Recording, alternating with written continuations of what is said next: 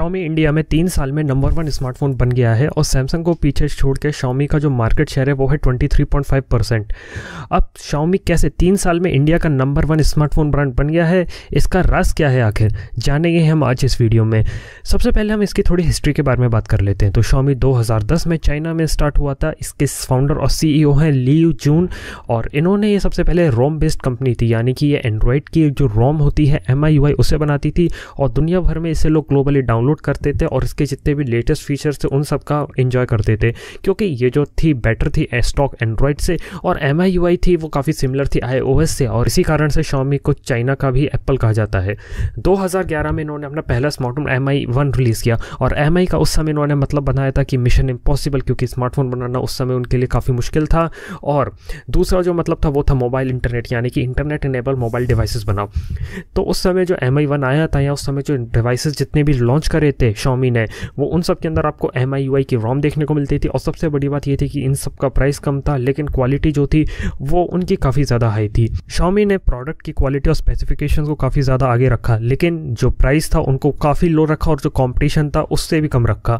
और उस समय जब गूगल जो था वो चाइना के अंदर बैन था, और अभी भी है, तो MIUI आता था वो गूगल के प्ले स्टोर के साथ नहीं आता था, उस समय आता था MI स्टोर। और इसी चीज़ का Xiaomi ने उस समय चाइना के अंदर फ़ायदा उठाया। MI स्टोर का यूज़ करके चाइना के लोग ऐप्स को खरीद सकते थे और थीम्स को खरीद सकते थे। तो इसका मतलब ये था कि फ़ोन को कम कीमत में बेचो और जो ऐप्स रहती है उनको बेच के ऑनलाइन पैसा बनाओ। हमेशा से जो Xiaomi का जो बिज़नेस मॉडल था वो पूरी तरीके से ऑनलाइन था। वो अपने खुद के ऑनलाइन स्टोर पे अपने स्मार्टफोन्स को बेचते थे, और काफ़ी कम प्राइस में बेचते थे और काफ़ी कम मार्जिन में बेचते थे, और डायरेक्टली कंपनी से लेकर कस्टमर को जाता था। तो बीच में जितने भी मिडिल मैन का खर्चा होता है ना, वो सारे खर्चे बच जाते थे। और ऐसे ही कम प्राइस में काफ़ी अच्छे स्मार्टफोन बेचकर 2013 के अंदर Xiaomi टॉप 5 चाइना के स्मार्टफोन्स की लिस्ट में आ गया। और 2014 में Xiaomi की एंट्री हुई इंडिया में। जब इंडिया में सबसे पहले आया तो Xiaomi का जो पहला स्मार्टफोन था वो था MI 3, जिसे रिलीज़ किया था स्नैपड्रैगन 800 के साथ में, और ये सबसे सस्ता स्मार्टफोन था जो स्नैपड्रैगन 800 प्रोसेसर के साथ आता था। इसकी जो कीमत थी वो थी 14,000 रुपये। वहीं जो स्नैपड्रैगन 800 के साथ जो दूसरा सबसे सस्ता डिवाइस आता था वो आता था Nexus 5, जिसकी कीमत थी लगभग 25,000 रुपये। और जो Xiaomi MI 3 था वो ऑनलाइन बिकता था फ्लिपकार्ट पे, और ये इंडिया में पहली बार फ्लैश सेल का कंसेप्ट लेकर आए थे। तो इससे उनको क्या मिला कि हाइप मिली और मार्केटिंग करने का तरीका मिला। यानी Xiaomi काफ़ी अच्छी हाई क्वालिटी वाला स्मार्टफोन इंडिया के अंदर काफ़ी कम प्राइस में बेच रही थी और फ्लैश सेल के अंदर बेच रही थी। तो लोगों को लगा कि काफ़ी अच्छा स्मार्टफोन काफ़ी कम प्राइस में बिक रहा है, और इतनी तेज़ी से बिक रहा है कि हाल ही आउट ऑफ स्टॉक हो जाता है। तो फ्लैश सेल ने इंडिया की मार्केटिंग में काफ़ी हेल्प करी Xiaomi के लिए। उसके बाद इन्होंने रिलीज़ किया Redmi 1S, उसे भी इन्होंने फ्लैश सेल मॉडल में बेचा, और ये 6,000 रुपये का स्मार्टफोन था जो स्नैपड्रैगन 400 के प्रोसेसर के साथ आता था। जो सिमिलर प्रोसेसर 12,000-13,000 में मिलता था, लेकिन आधी कीमत में ही Xiaomi ने इस प्रोसेसर को वैसे ही क्वालिटी को प्रोवाइड कर दिया। तो लोग इसके ऊपर भागने लगे और इसकी फ्लैश सेल में पार्ट लेने लगे, और हर सेल में ये आउट ऑफ स्टॉक हो जाता था। और जो Xiaomi को फ्री की मार्केटिंग भी मिल रही थी फ्लैश सेल वाले मॉडल से, और लोगों को काफ़ी अच्छा स्मार्टफोन मिल रहा था आधी कीमत में। तो ये काफ़ी इंटरेस्टिंग चीज़ थी। जब Xiaomi इंडिया में आई थी तो उन्होंने काफ़ी प्राइस को कंट्रोल रखा, और उन्होंने ऑनलाइन बेचना चालू किया, यानी कि डायरेक्टली कंपनी से लेके डायरेक्ट कस्टमर तक जा रहा है, और बीच में केवल फ्लिपकार्ट आ रहा है या अमेजन आ रहा है। तो इसका फ़ायदा ये था कि जो फ़ोन का जो प्राइस था वो उन्होंने कंट्रोल रखा। इसके बाद इन्होंने जो खर्चा किया वो था 0% मार्केटिंग के ऊपर, यानी कि Xiaomi ने एक हाइप क्रिएट कर दी फ्लैश सेल की, और इसको ऑटोमेटिकली न्यूज़ बना दिया गया, क्योंकि इन्होंने कहीं पे ना प्रिंट मीडिया में, यानी कि अखबार और न्यूज़पेपर्स में, या फिर किसी भी टीवी ऐड में खर्चा नहीं किया। और इन्होंने जितनी भी मार्केटिंग करी वो सोशल मीडिया के थ्रू करी, यानी फेसबुक ट्विटर के थ्रू इन्होंने प्रमोशन किया। यूट्यूबर्स को इन्होंने रिव्यू यूनिट दिए रिव्यू करने के लिए, और जितने भी लोग ऑनलाइन थे या टेक सेवी जितने भी लोग थे, जो लोग स्मार्टफोन स्पेसिफिकेशन देख के लेते हैं, तो उन लोगों को इन्होंने इनिशियली टारगेट किया ताकि वो लोग इस स्मार्टफोन को ले यूज़ करें, और उन्हें अगर ये स्मार्टफोन पसंद आता है तो जिन लोगों को वो जानते हैं या जो उतने भी उनके रिश्तेदार हैं उन सब लोगों को रेकमेंड करें। तो उस समय क्या था कि Xiaomi की जो टारगेट ऑडियंस थी वो थोड़ी टेक सेवी लोग थे। और उसके बाद उन्होंने MI कम्युनिटी को बिल्ड किया इंडिया में, MIUI के फॉरम्स को लेकर आए। इसका मतलब ये थी जहाँ पे लोग अपने एक्सपीरियंस को शेयर करते थे, अपनी बात को बताते थे। अगर फ़ोन के अंदर कोई प्रॉब्लम है तो उस फ़ोन की प्रॉब्लम को किस तरीके से सॉफ्टवेयर अपडेट से सॉल्व किया जाए, तो वो किया जाता था। यानी कि Xiaomi के इतने सस्ते फ़ोन में भी सॉफ्टवेयर अपडेट आते थे, और उस समय सॉफ्टवेयर अपडेट किसी बजट फ़ोन के अंदर बिल्कुल नामुमकिन सी बात लगती थी। और Xiaomi हमेशा अपने यूज़र से फीडबैक लेते रही, और जो लोग फीचर्स चाहते थे उन फीचर्स को अपने फ्यूचर के स्मार्टफोन में और किस तरीके से डेवलप किया जाए वो लेती थी। और इनिशियली Xiaomi ने केवल अपने टेक सेवी लोगों को ही लिया जो एंथुसियास्ट थे, जो फ़ोन की स्पेसिफिकेशन में इंटरेस्ट रखते थे, ताकि वो फ़ोन ले, फ़ोन के बारे में फीडबैक मिले, ताकि वो और अच्छे से फ़ोन बना पाएँ और उनके जो प्रोडक्ट्स हैं वो लोग दूसरों को रेकमेंड करें। और ये सारा काम फ्री में चलता रहा क्योंकि उन्होंने जो टारगेट ऑडियंस थी वो मेन मार्केट से नहीं रख के उन्होंने केवल टेक सेवी लोग के लिए, जो लोग ऑनलाइन ज़्यादा रहते थे। ऐसा ही कुछ उन्होंने 2016 में किया। 2016 में इन्होंने Redmi Note 3 रिलीज़ किया और लोगों के फीडबैक्स लेके ही इन्होंने एक बड़ी बैटरी डाली, एक अच्छा डिज़ाइन लिया, एक अच्छा प्रोसेसर डाला, एक बड़ा डिस्प्ले डाला, एक फिंगरप्रिंट स्कैनर भी डाल दिया और 12,000 रुपये में 3 GB रैम और 32 GB स्टोरेज दिया। तो 2016 में one of the best selling smartphone है Redmi Note 3 और 2017 में भी इन्होंने ये किया, Redmi Note 4 को भी इसी तरीके से ही बेस्ट सेलिंग स्मार्टफोन बनाया। उसके अंदर भी सारी चीज़ें थी, लेकिन 13,000 रुपये में 4 GB रैम और 64 GB स्टोरेज बाकी स्मार्टफोन ब्रांड उस समय नहीं दे रहे थे और 13,000 के बजट में उन्होंने काफ़ी अच्छा स्मार्टफोन बनाया और इसी तरीके से वो इंडिया में काफ़ी ग्रो किया। पर आखिर इंडिया के अंदर Xiaomi ने इतने कम प्राइस में इतने अच्छे स्मार्टफोन्स को दे कैसे दिया? तो सबसे पहले जितने भी स्मार्टफोन्स थे वो सारे ऑनलाइन मॉडल के थ्रू बेचे जाते थे, यानी कि बीच में कोई भी मिडिल मैन नहीं होता था और ये जितने भी स्मार्टफोन्स थे ये डायरेक्टली बेचे जाते थे, कंपनी से डायरेक्ट कस्टमर्स थे। तो इस चीज़ से जो बीच की जो मिडिल मैन की कॉस्ट थी वो कम हो गई और इनिशियली इन्होंने मार्केटिंग पर भी खर्चा नहीं किया, तो इससे भी इनके फ़ोन की कीमत कम हो गई। लेकिन सबसे अच्छी चीज़ Xiaomi ने करी वो ये थी कि काफ़ी प्रॉफिट के कम मार्जिन पे बेचा। एक एग्जांपल लेता हूँ कि जो एप्पल है वो लगभग $100 से ऊपर कमाता है अपने किसी भी आईफोन की सेल पे, यानी कि $100 उनका एक प्रॉफिट मार्जिन रहता है।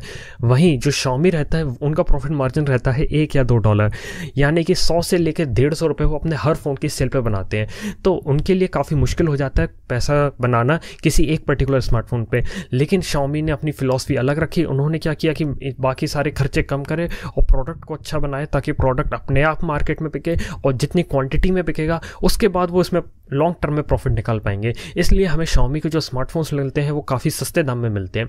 और दूसरी चीज़ ये थी कि इन्होंने पब्लिसिटी पे कोई खर्चा किया नहीं और जितनी भी पब्लिसिटी थी वो वर्ड ऑफ माउथ पब्लिसिटी थी, यानी कि जो लोग इस सस्ते स्मार्टफोन को ले रहे हैं वो लोग यूज़ करेंगे और वो लोग दूसरों को बताएंगे कि उनके पास ये स्मार्टफोन है और ऑटोमेटिकली ये चीज़ बढ़ती चली जाएगी। और इन्होंने सोशल मीडिया का यूज़ किया, एक फ्लैश सेल की हाइप का यूज़ किया ऑटोमेटिकली न्यूज़ क्रिएट करने के लिए, ताकि ये लोग हमेशा न्यूज़ में बने रहे और इन्हें हमेशा फ्री की पब्लिसिटी मिलती रहे। ऐसा ही कुछ उन्होंने Redmi Note 3 के साथ किया था। जब Redmi Note 3 रिलीज़ होने वाला था उसके 1 महीने पहले उन्होंने अपने 100 MI फैंस को 1 महीने पहले ही Redmi Note 3 दे दिया। तो जब Redmi Note 3 रिलीज़ हुआ तो इन्हें फेसबुक, ट्विटर इन सब की पोस्ट से इन्हें 3 लाख एंगेजमेंट्स मिले, यानी 100 लोगों को Redmi Note 3 देखे। इन्होंने काफ़ी अच्छी पब्लिसिटी बना ली क्योंकि इन लोगों ने आगे जाके इस चीज़ को प्रमोट किया और लोगों का इंटरेस्ट बना। तो ये पब्लिसिटी का काफ़ी अच्छा तरीका था, यानी कि 100 फ़ोन देखे उन्होंने काफ़ी अच्छी सारी पब्लिसिटी ले ली। इसके बाद इंडिया के अंदर जो फ़ोन की प्राइसिंग थी इसको कंट्रोल करने के लिए उन्होंने मेक इन इंडिया मूवमेंट का सहारा लिया। क्यों? इसका मतलब ये था कि जितने भी फ़ोन के कंपोनेंट्स थे वो इन्हें चाइना से इंपोर्ट करवाते थे, लेकिन उनको असेंबल इंडिया में करते थे, यानी कि पार्ट्स बाहर से आते थे, उनको इंडिया में बनाया जाता था पूरे फ़ोन को और आगे बेचा जाता था।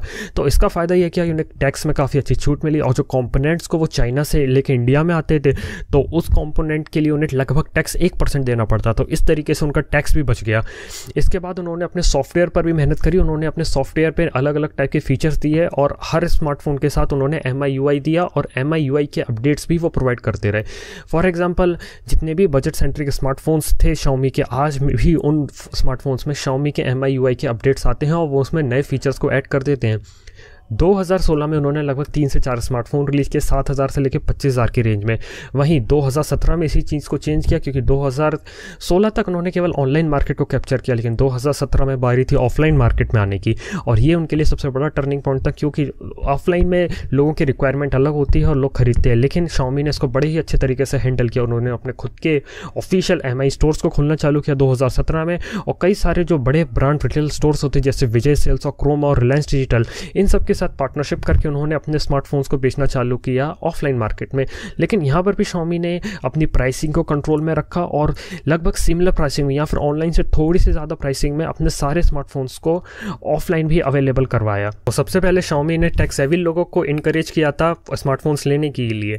उसके बाद उन्होंने खर्चा किया ऑफलाइन में और ऑफलाइन में ये धीरे धीरे आए मार्केटिंग पे, यानी कि पेपर में और एडवर्टाइजिंग में, यानी कि अब Xiaomi के टीवी पे भी एड्स आने लगे और अखबार में भी एड्स आने लगे। जब Xiaomi ने अपने Redmi Y1 जो एक सेल्फी सेंट्रिक स्मार्टफोन था, जब उसको लॉन्च किया तो उसके लिए इन्होंने ब्रांड एम्बेसडर चूज़ किया कैटरीना कैफ को। ओके, और इसी चीज़ का पब्लिसिटी का उन्होंने फ़ायदा उठाया। तो इसका मतलब ये था कि वो अब सेल्फी सेंट्रिक मार्केट में भी आ गए। और धीरे धीरे 2017 में हमने ये देखने को मिला कि उन्होंने अपने दूसरे प्रोडक्ट्स भी रिलीज़ करे Xiaomi ने इंडिया के अंदर, और कई सारे अलग अलग प्राइस रेंज में भी स्मार्टफोन्स को रिलीज़ किया। जैसे सेल्फी सेंट्रिक Redmi Y1 को रिलीज़ किया और Redmi 5 को भी रिलीज़ किया, जिसकी कीमत केवल 5,000 रुपये थी। और जिन लोगों को MIUI पसंद नहीं था, जिन लोगों को गूगल का स्टॉक एंड्रॉइड पसंद था, तो Xiaomi ने गूगल के साथ पार्टनरशिप करी और एंड्रॉइड 1 के अंदर उन्होंने MI A1 को निकाला, जो स्टॉक एंड्रॉइड नोगट के साथ आता है और जिसके अंदर हर महीने आपको सॉफ्टवेयर अपडेट्स देखने को मिलती हैं। तो Xiaomi की जो सक्सेस का रीज़न सबसे पहला ये था कि उन्होंने काफ़ी अच्छे स्मार्टफोन्स बनाए काफ़ी कम प्राइस के अंदर। उन्होंने शुरुआत में मार्केटिंग पे पैसा ज़्यादा खर्चा नहीं किया, इसकी जगह इन्होंने खर्चा किया ताकि वो अपने बेटर स्मार्टफोन्स बना पाएँ, और वर्ड ऑफ माउथ पब्लिसिटी पे खर्चा किया। इसका मतलब ये है कि एक ऐसे फ़ोन्स बनाओ जिनको लोग यूज़ करें और सोशल मीडिया पे या हर जगह लोग शेयर करें, अपने रिश्तेदार वगैरह को बताएं, अपने फ्रेंड्स और फैमिली में बताएं, ताकि वो लोग भी स्मार्टफोन्स को लें। उन्होंने सोशल मीडिया का यूज़ किया लोगों से कनेक्ट बनाने के लिए और लोगों से फीडबैक लेने के लिए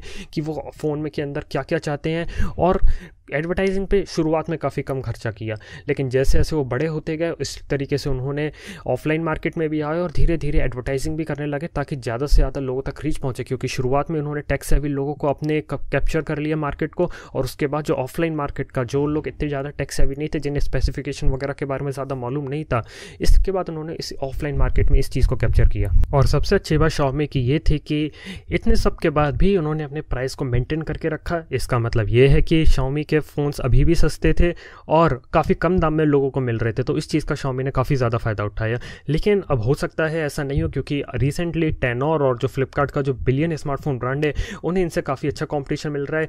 रिसेंटली वो इतना अच्छा परफॉर्म नहीं कर पा रहे हैं, लेकिन हो सकता है फ्यूचर में काफ़ी अच्छा कंपटीशन जो टेनोर जो नई कंपनी आई हो, जो फ्लिपकार्ट की जो बिलियन कैप्चर कंपनी है, काफ़ी अच्छा कंपटीशन दे सकती है Xiaomi को। लेकिन एक बात यहाँ पे जानने वाली है कि Xiaomi के साथ कई सारी प्रॉब्लम्स भी आ रही हैं। सबसे बड़ी प्रॉब्लम जो Xiaomi के स्मार्टफोन्स के साथ ये है कि अभी उनके कैमरा इतना अच्छा नहीं, यानी कि कैमरा की जो फोटोग्राफ की जो क्वालिटी है वो अभी उतनी अच्छी नहीं है, और लोग इसके ऊपर कई समय से कंप्लेंट कर रहे हैं। तो हो सकता है कि फ्यूचर में इस चीज़ को प्रॉब्लम को सॉल्व कर, लेकिन अगर इस प्रॉब्लम को सॉल्व नहीं करती तो Xiaomi काफ़ी बड़ा मार्केट खो सकती है, क्योंकि कैमरा अभी Xiaomi के स्मार्टफोन्स का उतना अच्छा नहीं है। और जो दूसरी सबसे बड़ी चीज़ है Xiaomi के साथ वो है कि इसके अंदर सर्विस की प्रॉब्लम है, यानी कि जो आफ्टर सेल सर्विस होती है, जो जितने भी सर्विस सेंटर्स हैं वो होती है। Xiaomi एक साल में इतने सारे स्मार्टफोन्स बेचती है, लेकिन उनको अच्छे से सर्विस नहीं दे पाती। अगर कोई आम आदमी सर्विस लेने के लिए इनके सर्विस सेंटर में जाता है तो उसे एक इतनी अच्छी सर्विस देखने को नहीं मिलती, यानी कि उसके फ़ोन को तकरीबन 1 महीने या कभी कभी तो 2 महीने या उससे ज़्यादा भी सर्विस सेंटर पर रख लिया जाता है। तो Xiaomi के फ़ोन्स की जो रिपेयरेबिलिटी है, जो आफ्टर सेल सर्विस है,